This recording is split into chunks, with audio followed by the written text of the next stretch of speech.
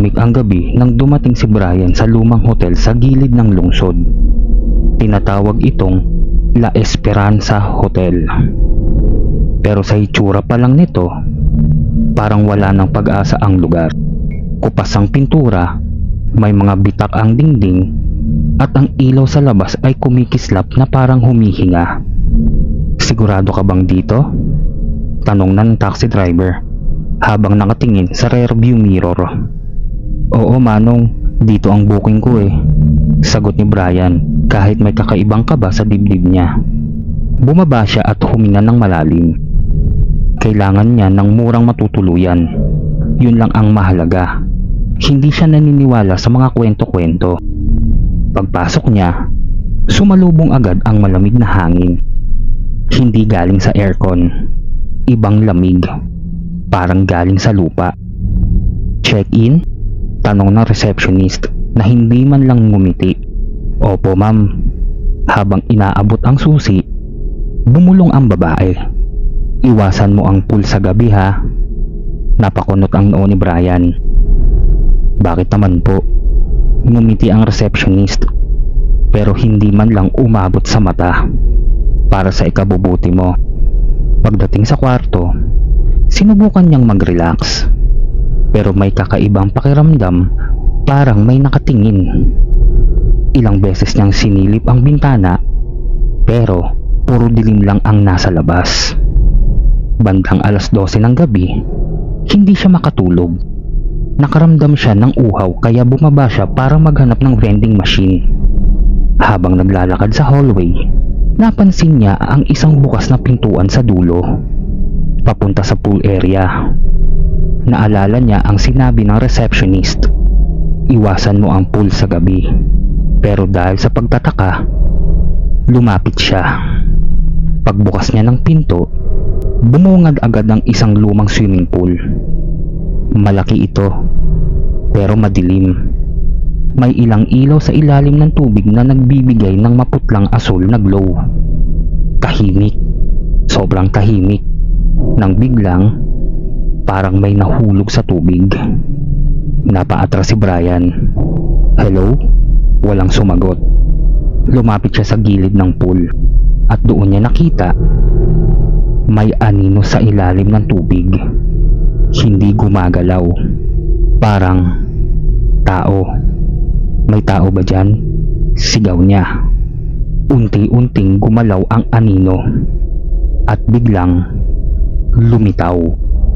Isang mukha, maputla, basang-basang buhok. Nakadilat ang mata pero walang buhay. Napaatras si Brian at napasigaw. Sa isang iglap, nawala ang nilalang. Tahimik ulit ang pool. Imposible. Bulong niya. Kinabukasan, nagtanong siya sa isang matandang janitor. Kuya, ano po bang meron sa pool na yun? Napatingin ang matanda sa paligid bago sumagot. Hindi mo ba alam? Mahina niyang sabi. Dati, sementeryo ang lugar na to. Nanlamig si Brian. Nilipat daw ang mga bangkay. Pero hindi lahat. Yung pool, doon mismo dating mass grave. Mass grave? Ulit ni Brian. Oo, mga hindi nakilala, mga namatay ng walang pamilya. Hindi sila natahimik. Hindi na dapat siya bababa. Pero 12:00 ulit ng gabi, nagising siya. May narinig siyang tunog. Tubig na gumagalaw. At may isa pang tunog. Mga bulong, mahina, sabay-sabay. Parang maraming tao. Dahan-dahan siyang bumaba na parang may humihila sa kanya. Pagdating niya sa pool, mas maliwanag ang tubig at hindi na isa ang anino. Marami na. Mga kamay umaangat mula sa ilalim. Mga muka nakatingin sa kanya. Samahan mo kami. Hindi ka na aalis. Dito ka na. Napaatras siya pero nadulas at nahulog sa pool. Pagkalubog niya, agad siyang napahawak sa leeg niya. Hindi siya nakahinga. Pero ang mas nakakatakot, may humahawak sa kanya. Maraming kamay, malamig, mahigpit. Pinipigilan siyang umangat. Nakikita niya ang mga mukha. Mga patay na tao, bulok, maputla, may mga sugat. Sumama ka na sa amin. Hindi ka na nag-iisa. Pinilit niyang pumiglas. Hanggang sa may isang kamay ang humawak sa kanya pero iba. Mas mahigpit, mas malakas.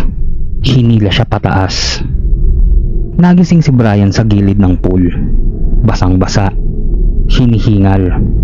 Walang tao, walang anino. Tahimik. Pero may isang bagay na naiwan sa balat niya. Isang marka ng kamay. Parang paso. Nag-check out agad siya. Habang palabas, nakita niya ulit ang receptionist. Bumalik ka pa, sabi neto. Hindi siya sumagot. Ngumiti ang babae. Hindi ka pa ba tapos? Pag-uwi ni Brian sa bahay, akala niya tapos na ang lahat.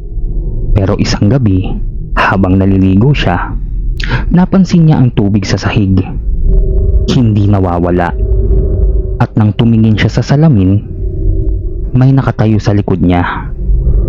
Basang-basang babae, nakatingin at dahang-dahang bumubulong. Sumunod ka,